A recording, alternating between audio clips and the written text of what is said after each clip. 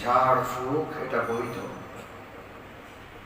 আল্লাহ রাসূল সাল্লাল্লাহু আলাইহি ওয়াসাল্লাম নিজে ঝাড় ফুঁক করেছেন, ঝাড় ফুঁক করা শিখিয়েছেন এবং ঝাড় ফুঁক করে বিনিময় নেওয়ার বৈধতাও প্রিয় নবী দিয়েছেন।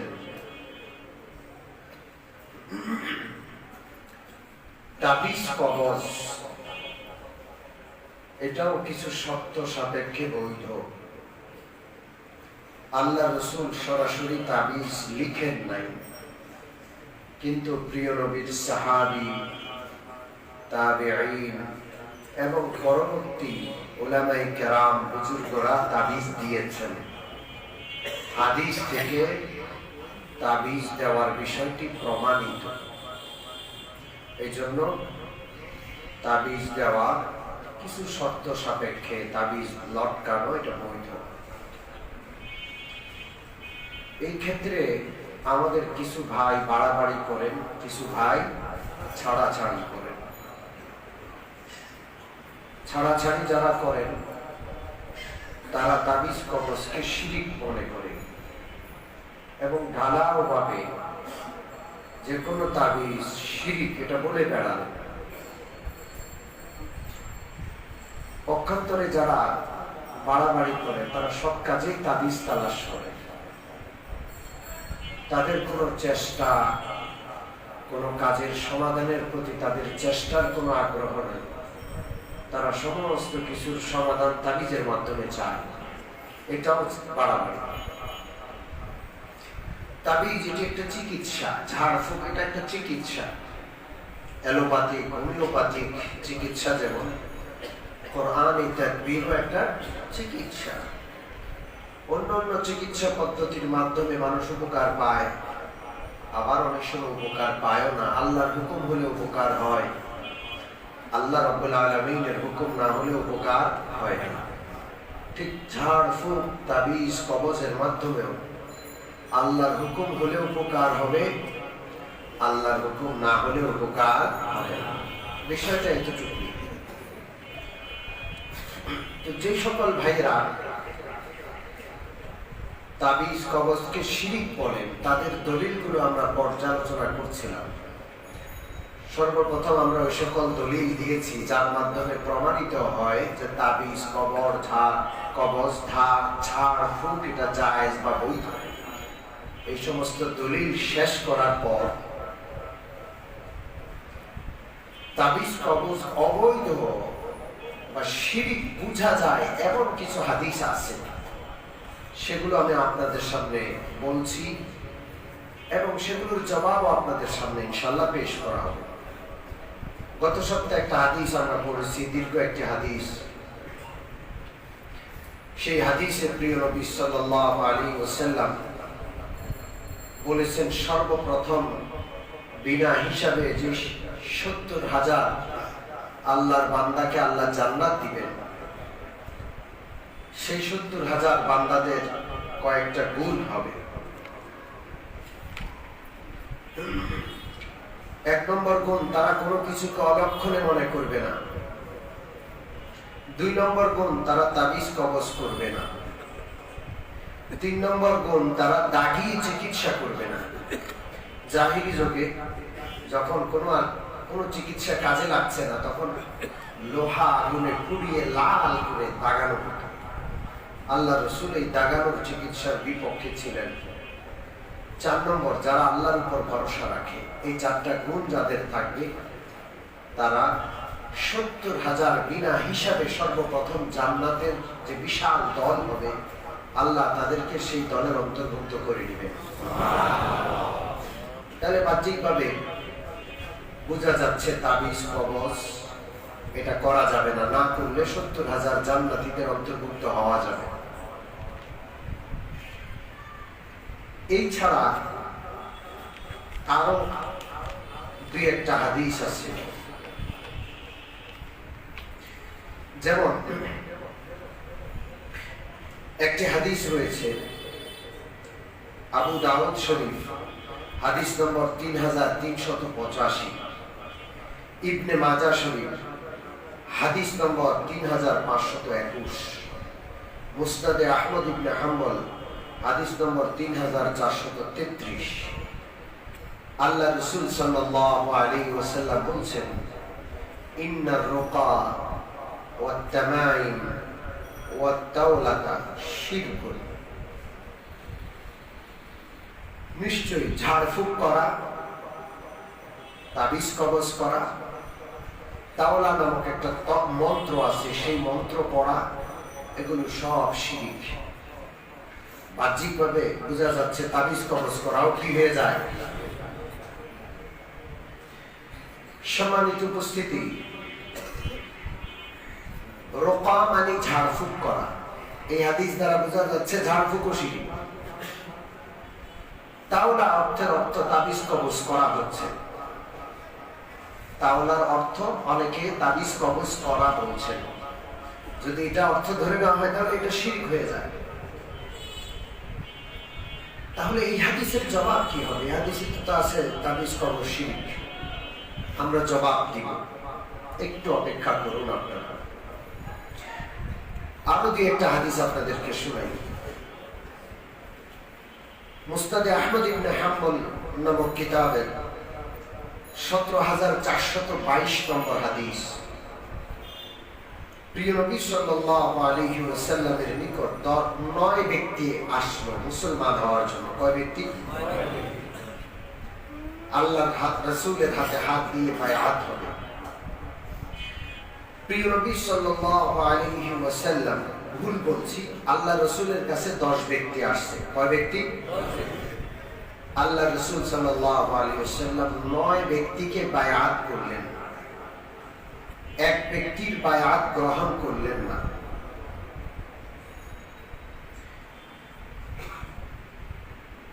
নয় ব্যক্তিকে বায়াত করার পর সাহাবারা বললেন, ইয়া রাসূলুল্লাহ, আপনি 9 জনকে বায়াত করলেন, একজনকে বায়াত না করার কারণ কি?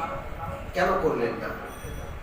প্রিয় নবী সাল্লাল্লাহু আলাইহি ওয়াসাল্লাম বললেন যে আমি একে বায়াত করলাম না কারণ তার গলায় একটি তাবিজ আছে। প্রিয় নবী সাল্লাল্লাহু আলাইহি ওয়াসাল্লাম হাত দিয়ে সেই তাবিজখানা কেটে ফেললেন। তাবিজ থেকে তাকে আলাদা করে বা তাবিজটা তার কাছ থেকে নেওয়ার পর তাকে বায়াত করে নিলেন। হাদিসটা রয়েছে মুসনাদে আহমদ ইবনে হাম্বল হাদিস নম্বর 17422। কথা কি বুঝে আসছে? তাহলে এই হাদিসগুলো দ্বারা বাহ্যিকভাবে বোঝা যায় যে তাবিজ কবজ এটা শিরকের পর্যায়ে পড়ে যায়। এবং আমরা যে হাদিসটা একটু আগে পড়লাম, ইন্নার রুকা ওয়াত তাওলাতা ওয়াত তামাইম শিরকুন, ঝাড়ফুঁক করাকেও আল্লাহ রাসূল শিরক বলছেন। এর জবাব কি? হাদিসে তো শিরক আছে, খুব ভালো করে মনে রাখতে হবে। এর জবাব হলো, আল্লাহ রাসূল হাদিসের মধ্যে ঝাড়ফুঁককেও শিরক বলছেন। আহলে হাদিস ভাই, তারা ঝাড়ফুঁককে শিরক বলেন না। সূরা ফাতিহা পড়ে ফুঁক দেওয়া, এটাও তো ঝাড়ফুঁক। সূরা ফালাক নাস পড়ে ফুঁক দেওয়া, এটাও তো ঝাড়ফুঁক। রাসূলুল্লাহ করেছেন। 4 কুল পড়ে 3 কুল পড়ে রাসূলুল্লাহ সাল্লাল্লাহু আলাইহি ওয়াসাল্লাম হাতে ফু দিয়ে নিজের শরীরকে বন্ধ করতেন। মৃত্যু সজ্জা আম্মা জান আয়েশা আল্লাহ রাসূলের হাতের মধ্যে 4 কুল পড়ে ফু দিয়ে আল্লাহ রাসূলের পবিত্র হাত দিয়ে তার শরীরটাকে বন্ধ করে দিলেন। এইভাবে ঝাড়ফুঁক তো বৈধ, কিন্তু এখানে শিরক বলা হচ্ছে কেন? জবাব হলো, জাহিলি যুগের ঝাড়ফুঁক যার মধ্যে শিরক ছিল সেটা শিরক। ইসলাম আসার পর কোরআনের আয়াত করে ঝাড়ফুঁক করা, হাদিসের দোয়াগুলো পড়ে ঝাড়ফুঁক করা, সেটা এই হাদিসের অন্তর্ভুক্ত নয়। ব্যাখ্যা করতে হবে। বিনা ব্যাখ্যায় আপনি যে কোনো ঝাড়ফুঁককে শিরক বলতে পারবেন না। আহলে হাদিস ভাইরা বলছেন না, এখানে ব্যাখ্যা করছেন তারা। তাহলে হাদিসের মধ্যে যে ঝাড়ফুঁককে শিরক বলা হয়েছে সেটা জাহিলি যুগের ঝাড়ফুঁক। সেই ঝাড়ফুঁকের মধ্যে জিনদের কাছে সাহায্য চাওয়া হতো। কাদের কাছে? জোরে বলেন। এবং সেই ঝাড়ফুঁকের মন্ত্র পড়া হতো। মন্ত্রগুলোর মধ্যে বিভিন্ন দেব দেবীর কাছে সাহায্য প্রার্থনা করে সেই মন্ত্র পড়ে ফু দিত। তো মন্ত্রের মধ্যে শিরক, এই জন্য ওই মন্ত্রের ঝাড়ফুঁকটাও কি হয়ে যাবে? ঠিক তদ্রূপ আল্লাহ রাসূল ঝাড়ফুঁককে শিরক বলছেন। এখানে যেমন সবাই ব্যাখ্যা করে যে আসলে এই ঝাড়ফুঁক দ্বারা, যে ঝাড়ফুঁককে রাসূলুল্লাহ শিরক বলছেন, এই ঝাড়ফুঁক দ্বারা কোরআনের আয়াত পড়ে ঝাড়ফুঁক, যে সেই ঝাড়ফুঁক উদ্দেশ্য নয়, বরং জাহিলি যুগের ওই ঝাড়ফুঁকের মন্ত্র পড়া, যেই ঝাড়ফুঁকের মন্ত্রের মধ্যে জিনদের কাছে সাহায্য চাওয়া হতো, বিভিন্ন দেবদেবীর কাছে সাহায্য চাওয়া হতো, সেই জাহিলি যুগের শিরকযুক্ত ঝাড়ফুঁক এখানে শিরক দ্বারা উদ্দেশ্য। ঠিক কিনা? সম্মানিত মুসল্লিয়ানে কেরাম, একই ব্যাখ্যা তাবিজ কবজের ক্ষেত্রেও আসবে। জাহিলি যুগে যে সকল তাবিজ কবজ লটকানো হতো, সেগুলোর মধ্যে কোরআনের আয়াত লিখতো না তারা। তখন তো তারা কোরআন জানতো না, তারা মুশরিক। তারা বিভিন্ন মন্ত্র লিখত, যে মন্ত্রের মধ্যে জিনদের কাছে সাহায্য চাইতো, যে মন্ত্রের মধ্যে দেবদেবীর কাছে সাহায্য চাইতো। সেই শিরকযুক্ত মন্ত্র লিখে কেউ যদি তাবিজ লটকায়, জাহিলি যুগে যেমন শিরক ছিল, এই যুগেও সেটা শিরক হিসাবে গণ্য হবে।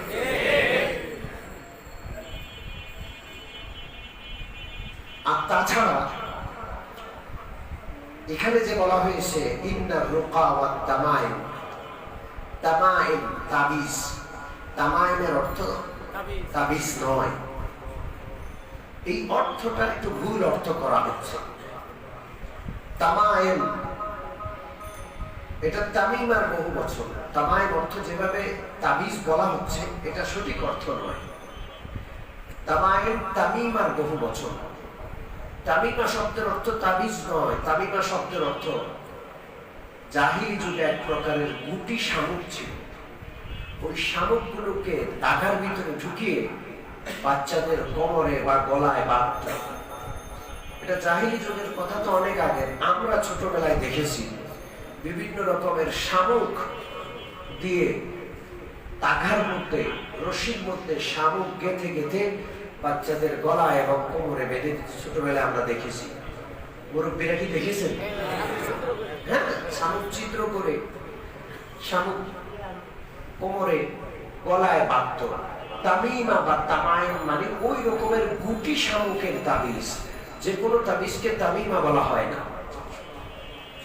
তাহলে ঝাড়ফুঁক আল্লাহ রাসূল শিরক বলছেন, এটা ব্যাপকভাবে শিরক নয়। জাহিলি যুগের মন্ত্রের ঝাড়ফুঁক, যে মন্ত্রের মধ্যে গায়রুল্লাহর কাছে সাহায্য প্রার্থনা করা হতো, জিন এবং দেবদেবীর কাছে সাহায্য প্রার্থনার সেই মন্ত্রগুলো পড়ে ঝাড়ফুঁক করা হতো, সেটা সেই যুগে যেমন শিরক ছিল, এখনো যদি কেউ এমনটা করে তাহলে এখনো সেটা কি হবে? শিরক হবে।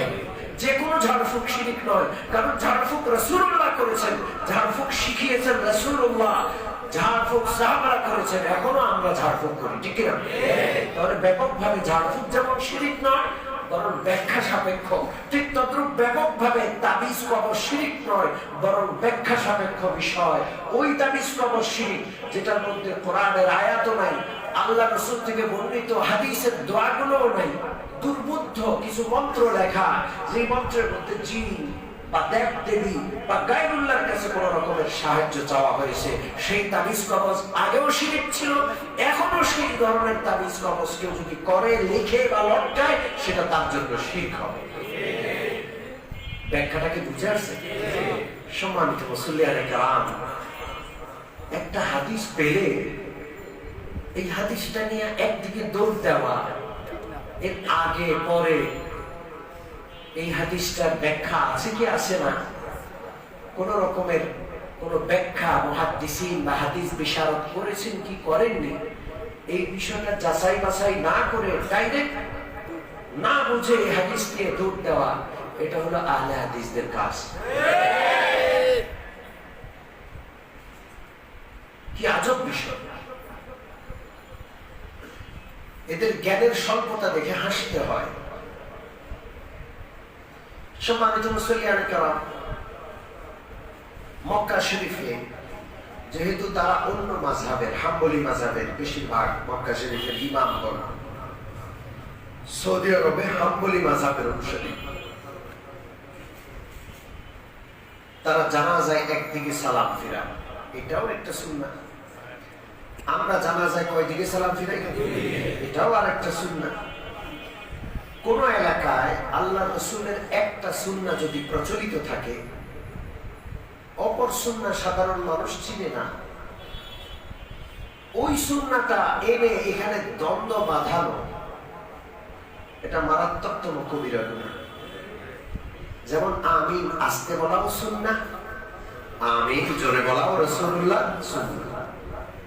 বাংলাদেশের মানুষ আল্লাহ রাসূলের আস্তে বলা আমিনের যে হাদিস আছে, সে হাদিসের উপর আমল করে, এটা সুন্নাহ। এখন কেউ যদি আস্তে বলার হাদিসকে অস্বীকার করে আর ব্যাপকভাবে মানুষ এই আস্তে বলার আমল করছে যে এলাকায়, সে এলাকায় এসে সে জোরে আমিন বলে ফিতনা সৃষ্টি করলো, তাহলে তার কবিরা গুনাহ হবে, ঠিক কিনা?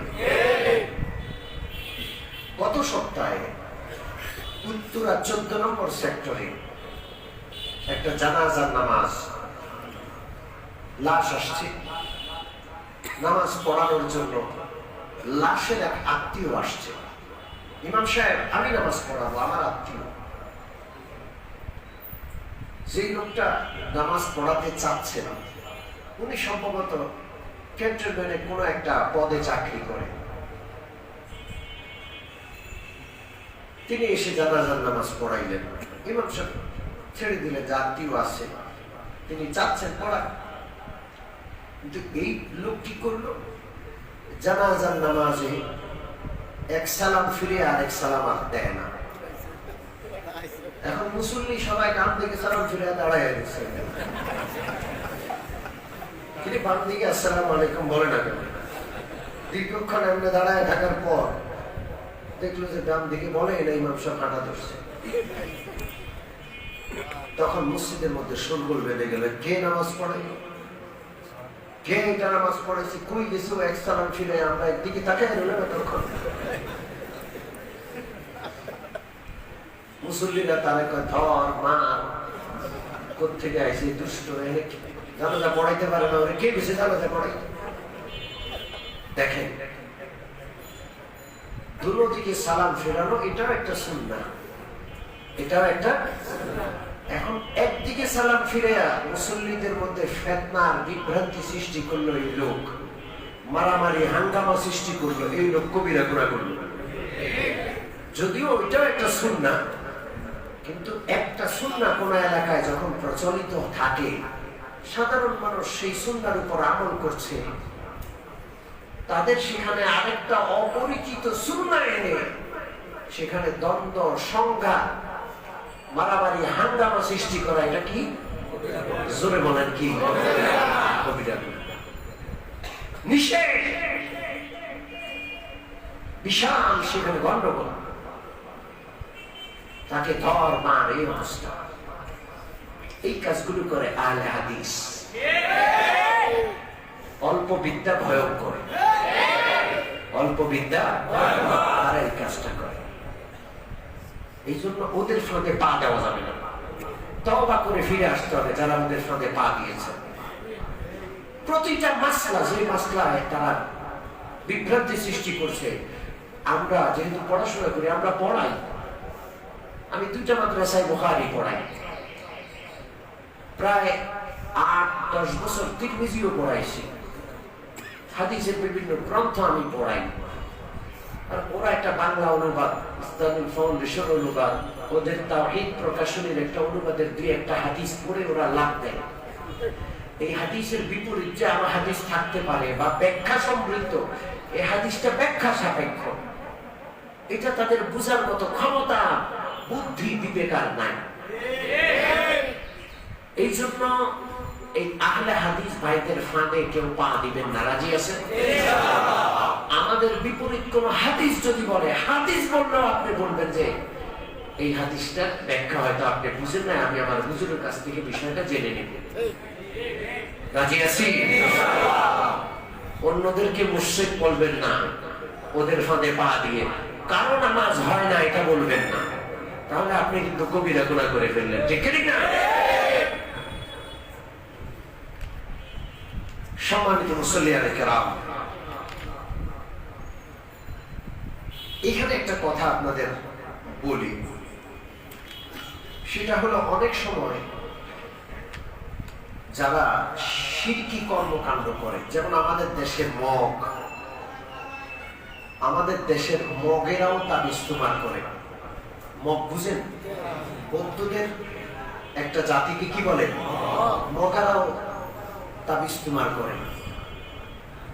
মগারাও সেখানে ঝাড়ফুঁক করে, ওদের কাছে যাওয়া যাবে না। এবং হিন্দু কবিরাজ আছে, হিন্দুরা ঝাড়ফুঁক করে, করে কি করে না? ওদের কাছে যাওয়া যাবে না, কারণ ওরা তো আর কোরআন জানে না। ওরা যেটা করবে ওটা মন্ত্র পড়বে, এই জন্য ওদের মন্ত্র পড়ে ওরা যে ফুঁক দিবে সেই ফুঁক গ্রহণ করা যাবে না, তাদের তাদবীর নেওয়া যাবে না। কথা বুঝে আসছে? না হলে শিরক হবে। একটা ঘটনা শুনাইলে বিষয়টা বুঝতে সুবিধা হবে। এক হিন্দু সাধু ছিল দিল্লিতে, সাধক। এই সাধু সাধনা করতে করতে করতে করতে করতে এমন একটা ক্ষমতা অর্জন করেছিল যেটা বড় আজব ক্ষমতা। কারো যদি জ্বর হতো, জ্বর, প্রচন্ড জ্বর, ওই সাধুর কাছে নিয়ে গেলে সাধু দূর থেকে ওই জ্বরে আক্রান্ত রোগীর দিকে তাকাইত। কিছুক্ষণ তাকায় থাকার পর ওই জ্বর আক্রান্ত রোগী সম্পূর্ণ সুস্থ হয়ে যেত, সম্পূর্ণ।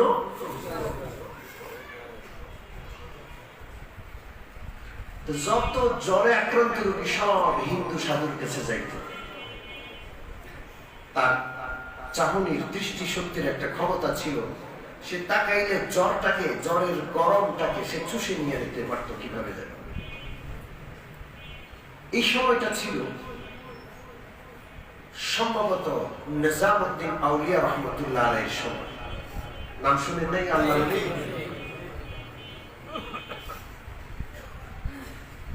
মনে রাখতে হবে, এই সমস্ত ক্ষমতা আল্লাহ অনেক সময় সাধনার কারণে মুশরিক, বেঈমান, অন্য অন্য সাধকদেরকেও দিয়ে দেন। এটা কোনো বুজুর্গি না, মনে থাকবে। বুজুর্গি কি জানেন? সুন্নত অনুযায়ী আমল করা, এটাই বুজুর্গি। বুঝেন নাই?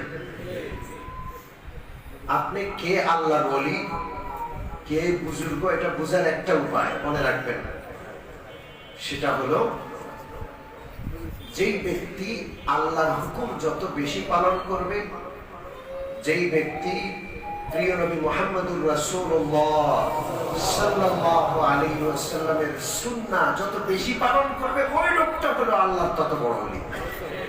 তাহলে বুজুর্গি আর ওলি হওয়ার মাপকাঠি হলো শরীয়তের অনুকরণ। কিসের অনুকরণ? শরীয়তের অনুকরণ। মনে থাকবে ইনশাআল্লাহ।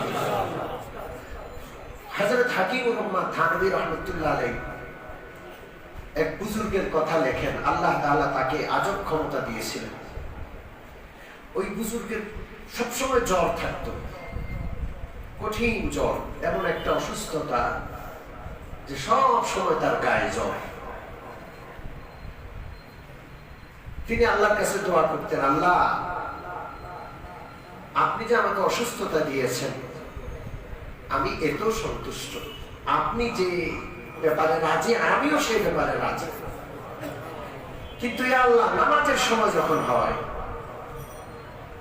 তখন যেন আমি সুস্থ হয়ে যাই, কারণ আমি সুন্দরভাবে আপনার ইবাদত করার জন্যই বেঁচে থাকতে চাই। বাকি সময় অসুস্থ থাকি, আমার কোনো আপত্তি নাই, কিন্তু জামাতের আজান যখন হবে তখন যেন আল্লাহ আমাকে সুস্থ করার একটা ব্যবস্থা করে। আল্লাহ তার দোয়া কবুল করলেন। একটা অলৌকিক ক্ষমতা আল্লাহ তাকে দান করলেন। বৃদ্ধ বয়স ছিল বুজুর্গের, লাঠি ব্যবহার করতেন। যখন আজান দিয়ে দিত তিনি লাঠির দিকে এভাবে তাকাইতেন, লাঠির দিকে তাকিয়ে থাকতেন, কিছু সময় লাঠির দিকে তাকানোর পর দেখা যেত তার শরীরের জ্বরটা লাঠির মধ্যে চলে গেছে, লাঠি গরম হয়ে গেছে এবং লাঠি থরথর থরথর করে কাঁপছে। তিনি সম্পূর্ণ সুস্থ। অজু করে জামাতের সাথে নামাজ আদায় করে তার কক্ষে ফিরে এসে আবার লাঠির দিকে তাকাইতেন, লাঠির জ্বরটা আবার তার শরীরে চলে আসত। এই ক্ষমতা কে দিয়েছে? জোরে বলেন কে? তো দিল্লির সেই সাধু, হিন্দু সাধক, সে সাধনা করে ক্ষমতা অর্জন করেছিল। জ্বর আক্রান্ত রোগী, যত কঠিন জ্বর হোক, ওই সাধু জ্বর আক্রান্ত রোগীর দিকে কিছুক্ষণ তাকিয়ে থাকলে সে ভালো হয়ে যেত, সুস্থ হয়ে যেত। নিজামুদ্দিন আউলিয়া রহমতুল্লাহ আলাইহি মুসলমানদেরকে নিষেধ করতেন যে খবরদার মুসলমানরা তার কাছে যাবা না, কারণ মুসলমানদের আকীদা, ঈমান নষ্ট হয়ে যাবে। ঈমানের দাম আছে না নাই? এমন কোন কাজ করা যাবে না যে কাজ করলে ঈমান ক্ষতিগ্রস্ত হয়। সবচেয়ে দামি সম্পদ কোনটা? আমার জীবনের চেয়ে আমার ঈমানের দাম বেশি। আমি জান দিব, আমার ঈমান দিব না। আমি দল ছাড়বো, আমার ঈমান বুঝলেই যে দল কানা হয়েছি আমরা। আল্লাহ যেন সবাইকে বুঝার তৌফিক দান। সবকিছুতে আপোষ করতে না, ঈমানের ক্ষেত্রে কোনো আপোষ নেই। আছে? জোরে বলেন আছে? ঈমানের ক্ষেত্রে কঠোর হতে হবে, কোনো আপোষ নাই। আমি কাউকে চিনি না, আমার মা বাবাকেও আমি ঈমানের ক্ষেত্রে চিনব না। এটা হলো নিয়ম। যাকে তাকে অনুসরণ করবেন, আপনি ঈমান ত্যাগ করবেন, তাহলে আপনি বোকা, নির্বোধ। ঈমান ঠিক রাখতে হবে, ঈমানের হেফাজত করতে হবে। আল্লাহু আকবার। তো বলছিলাম, হযরত খাজা নিজামুদ্দিন আউলিয়া রহমতুল্লাহ আলাইহি নিষেধ করতেন, খবরদার এই সাধুর কাছে কেউ যাবা না।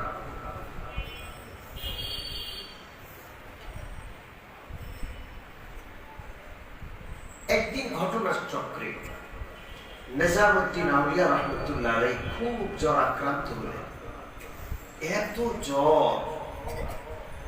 জ্বর বাড়তে বাড়তে বাড়তে এমন কঠিন অবস্থা যে তিনি বেহুশ হয়ে যাচ্ছেন, বেহুশ হয়ে থাকতেন জ্বরে। মনে হচ্ছিল তিনি আর বাঁচবেন না। তার মুরিদ, তার ভক্তবৃন্দ কান্নাকাটি শুরু করলো যে হুজুর তো বাঁচবে না। এমন কঠিন জ্বর, কোন চিকিৎসায় কাজ হচ্ছে না। এখন তার ভক্তরা, মুরিদরা বসে পরামর্শ করলো কি করা যায়। পরামর্শ করে সিদ্ধান্ত নিল যে আমরা সাধুর কাছে হুজুরকে নিয়ে যাব। হুজুর তো বেহুশ অবস্থায়, হুজুরের খাটিয়াটাকে আমরা ধরে সাধুর কাছে নিয়ে যাব। কিছু লোক বললো, এটা কিভাবে নিবেন আপনি, এটা নেওয়া কি ঠিক হবে? হুজুর তো নিষেধ করতেন, এখন বেহুশ হয়ে আছেন, ঠিক আছে, কিন্তু হুজুর যখন সুস্থ ছিলেন সবসময় নিষেধ করতেন যে খবরদার তোমরা এই সাধুর কাছে যাবা না। এখন হুজুরকে তোমরা সাধুর কাছে নিয়ে যাও। ভক্তবৃন্দ কান্দে আর বলে, হুজুর যদি সুস্থ হয়ে যায় আমরা হাতে পায়ে ধরে মাপ চাই। হাতে পায়ে ধরে কি করে নিব? মাপ চাই। হুজুর তো বেহুশ। হুজুরের খাটিয়া উঠে সাধু যেখানে সাধনা করে সেই ঘরে নিয়ে যাওয়া হলো। সাধু নিজামুদ্দিন আউলিয়াকে তার ঘরে আনা হয়েছে। সাধু তো অস্থির। নিজামুদ্দিন আউলিয়াকে কে নাচে না? এত বড় আল্লাহর ওলি, সাধুর ঘরে অসুস্থ অবস্থায় তাকে নিয়ে আসা হয়েছে। সাধু তাড়াতাড়ি করে আসনে বসলো, ধ্যান করলো, সাধনা করে সাধু হযরত নিজামুদ্দিনের দিকে তাকাইলো। কিছুক্ষণ তাকায় থাকার পর সত্যি সত্যি নিজামুদ্দিন আউলিয়ার জ্বর ভালো হয়ে তিনি উঠে সুস্থ হয়ে বসে গেলেন। হযরত যখন সুস্থ হলেন, হুঁশ ফিরে আসলো, হযরত চতুর্দিকে তাকায়া দেখে মুরিদানরা সব মাথা নিচু করে অপরাধী বসে আছে, সবার সোরা সোরা ভাব, জানরা তো অন্যায় করছে, সবাই মাথা নিচু করে বসে আছে। হযরত তাকায়া দেখে বুঝলেন যে এটা তো সাধুর ঘর, ওই যে সাধু বসে আছে। এখন হযরত এদেরকে বকাঝকা করে কি লাভ, যা হবার তো হয়ে গেছে। হযরত মনে মনে আল্লাহর কাছে দোয়া করলেন, আল্লাহ আমি এদেরকে বকাঝকা করে কোনো ফায়দা হবে না, যা হবার হয়ে গেছে, যা ঘটার ঘটে গেছে। আল্লাহ গো, মানুষ তো বলবে যে নিজামুদ্দিন আউলিয়াও বুঝি সাধুর কাছে যায়, নিজে এতদিন মানা করলো, এখন দেখি নিজেই সাধুর কাছে গেল, আমাকে বেহুশ অবস্থায় নিয়ে আসা হয়েছে, এটা কে জানবে, কে শুনবে? আল্লাহ আপনি এর একটা বিহিত করুন, একটা ব্যবস্থা করুন। হাত তুলে দোয়া করলেন, আল্লাহ এই যে সাধু, হিন্দু ধর্মের সাধু, মূর্তি পূজক, এও তো আপনার বান্দা, মুশরিক। আয় আল্লাহ, সে কত সাধনা করেছে, আল্লাহ আপনি তাকে নেয়ামত দিয়েছেন। আল্লাহ গো, মেহেরবানি করে আমার হাত তোলাকে কবুল করেন, আমার দোয়াকে কবুল করে ইমানের দৌলত, ইমানের নেয়ামত তাকে দান করে দেন। সে যদি মুসলমান হয়ে যায় তাহলে আর কেউ প্রশ্ন করবে না। হযরত নিজামুদ্দিন সাধুকে কাছে ডাকলেন,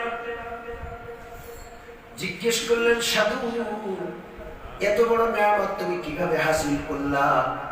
কি এমন সাধনা করো যে তুমি রোগীর দিকে তাকাইলে রোগী সুস্থ হয়ে যায়? সাধু বলে, আমি একটা কাজ করি শুধুমাত্র। কয়টা কাজ? একটা কাজ করি, একটা সাধনা করি। ওই একটা সাধনার বরকতে আল্লাহ রাব্বুল আলামিন, আমার মালিক, আমার ভগবান আমাকে এত বিশাল নেয়ামত দিয়েছে। হুজুর জিজ্ঞেস করলেন, কি সাধনাটা করো, কি কাজটা করো? বলে, আমি সব কাজে আমার মনের বিপক্ষে কাজ করি, আমার মন যেটা চায় সেটা আমি করি না, সব কাজে মনের বিরোধিতা করি। এইভাবে মনের বিরোধিতা করতে করতে করতে ভগবান আমাকে এই দৌলত দিয়েছে। ও মুমিন মুসলমান, মন মতো চলতে আল্লাহ নিষেধ করে। কে নিষেধ করে? জোরে বলেন কে? আমার নফস অনুযায়ী যদি, আমার নফসটা একটা শয়তান, দুইটা শয়তান আছে, একটা হলো ইবলিস শয়তান, আর একটা হলো নফস শয়তান। নফস শয়তান সবসময় আমার সাথে আছে, মন মতো চলেই সবকিছু ধ্বংস হলো। ঠিক কি? এই জন্য আল্লাহ রাব্বুল আলামিন বলেন, وَأَمَّا مَنْ خَافَ مَقَامَ رَبِّهِ وَنَهَى النَّفْسَ عَنِ الْهَوَى فَإِنَّ الْجَنَّةَ هِيَ الْمَأْوَى। যে ব্যক্তি দুইটা কাজ করবে, আল্লাহ রাব্বুল আলামিন তার ঠিকানা, তার পরিণতি জান্নাতুল মাওয়া দান করে দিবেন। সুবহানাল্লাহ। এক নম্বর হইল খাফা মাকামা রাব্বিহি, এক নম্বর হলো আল্লাহকে ভয় করা। কাকে ভয় করা? আল্লাহ। দুই নম্বর হলো ওয়ানাহান নাফসা আনিল হাওয়া, নফসের চাহিদা মোতাবেক সে চলবে না, আল্লাহর হুকুম আর নবীর তরিকা মতো চলবে। আল্লাহ আকবার।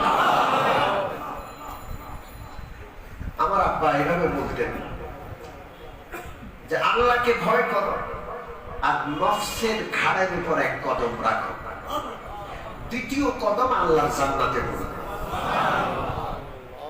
নফস অনুযায়ী মন মতো কোনো কাজই করবো, মনের বিপক্ষে। নফসকে দুর্বল করে ফেলতে হবে। কি করে ফেলতে হবে? মন মতো কাজ করবো। তো সাধু বলল যে আমি মনের বিরুদ্ধে সব কাজ করি, এই জন্য আমার এই বিশাল ক্ষমতা লাভ হয়েছে। হযরত তো মনে মনে আল্লাহর কাছে দোয়া করছেন। সাধুকে জিজ্ঞেস করলেন, সাধু তুমি যদি মন মতো কাজ করো, মনের বিরুদ্ধে কাজ না করো, তাহলে তোমার এই সাধনা থাকবে না? থাকবে না। এই জন্য তো আমি সবসময় মনের বিপক্ষে করি। হযরত জিজ্ঞাসা করলেন, তোমার কি মুসলমান হতে মন চায়? কয়, না, মন চায় তো না।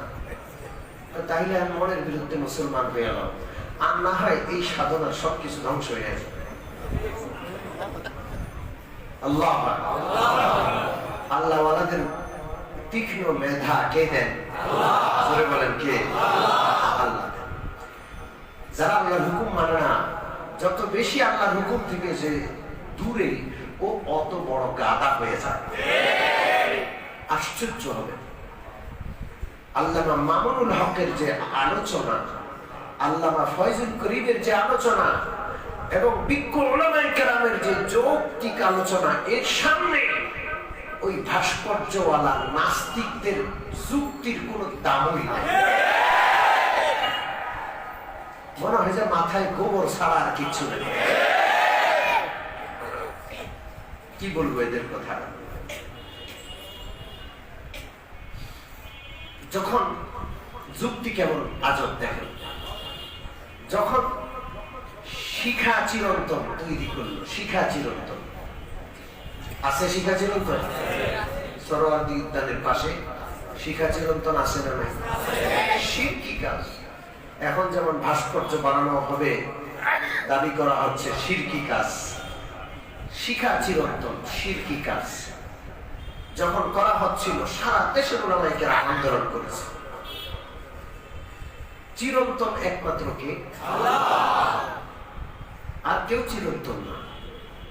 লা ইলাহা ইল্লা হুয়া কুল্লু শাইইন হালিকুন ইল্লা ওয়াজহা লাহুল হুকমু ওয়া ইলাইহি তুরজাউন। সব ধ্বংস হয়ে যাবে, আল্লাহ ছাড়া আর কোনো মাবুদ নাই, সব ধ্বংস হবে, একমাত্র বাকি থাকবে কি?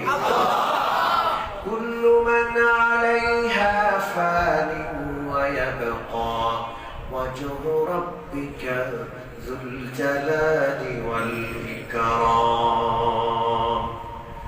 এই সৃষ্টির যত কিছু আছে সব ধ্বংস হয়ে যাবে, একমাত্র বাকি থাকবেন কে? চিরন্তন কে? শিখা চিরন্তন হয় কেমনে? আগুন জ্বালায় রাখলে জ্বলবে, তেল ফুরে গেলে আগুন শেষ। চিরন্তন হয় কেমনে?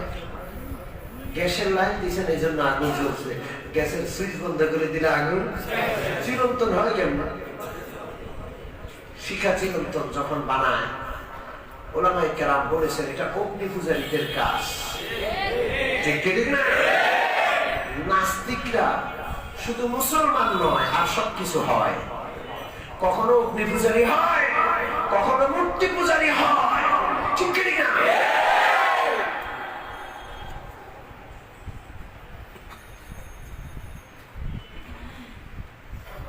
তো তখন মুসলমানরা, উলামায়ে কেরাম বলেছিলেন যে শিখা চিরন্তন, এটা শিরকি কাজ।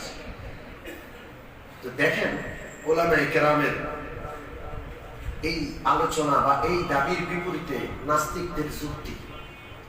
নাস্তিকদের যুক্তি ছিল এটা যে আগুন জ্বালানো যদি শিরিক হয়, তাহলে আগুন দিয়ে যে আপনারা খানা রান্না করেন, এটা শিরিক হয় না? ভাত রান্না করেন, তরকারি রান্না করেন, এটাও তো শিরিক। আগুন দিয়ে হারিকেন জ্বালান, এটাও তো শিরিক।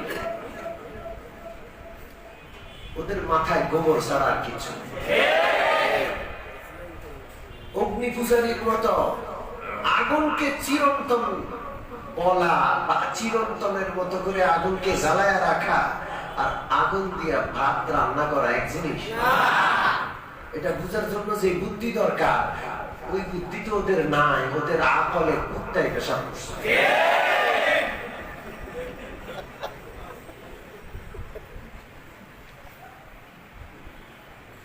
আজকে শুনলাম আরেক নাস্তিকে ফেসবুকে দিচ্ছে, ফেসবুকে আলোচনা দিচ্ছে। সে তার বক্তব্য, ওই মুক্তিযোদ্ধা মহাসভা কোথায় জানে ওই নাস্তিক আছে, সে যুক্তি দিচ্ছে যে আপনারা মূর্তি বানানোকে শিরিক বলছেন, সূর্য পূজা শিরিক বলেন আপনারা, তাই না?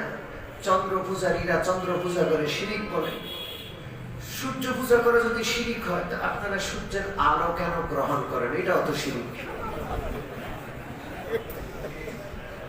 তো চন্দ্র পূজা যদি শিরিক হয়, তাহলে যে আপনারা রমজানের রোজা রাখার জন্য আকাশের চাঁদ দেখেন রোজা শুরু হইবে কিনা, রোজার মাস আসছে কিনা, ঈদের চাঁদ দেখেন, তো চাঁদ দেখা তো শিরিক। দেখছেন অবস্থা? ওদের আকলকে আল্লাহ তাআলা পর্দা দিয়ে ঢেকে দিয়েছেন, ঠিক কি না?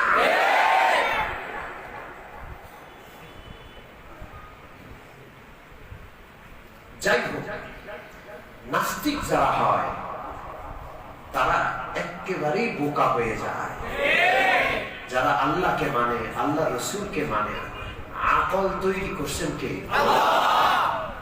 মনে রাখতে হবে, ওই আল্লাহ রাব্বুল আলামিন আকলের বিপক্ষে কোন হুকুম আর বিধান দেন নাই, আলহামদুলিল্লাহ।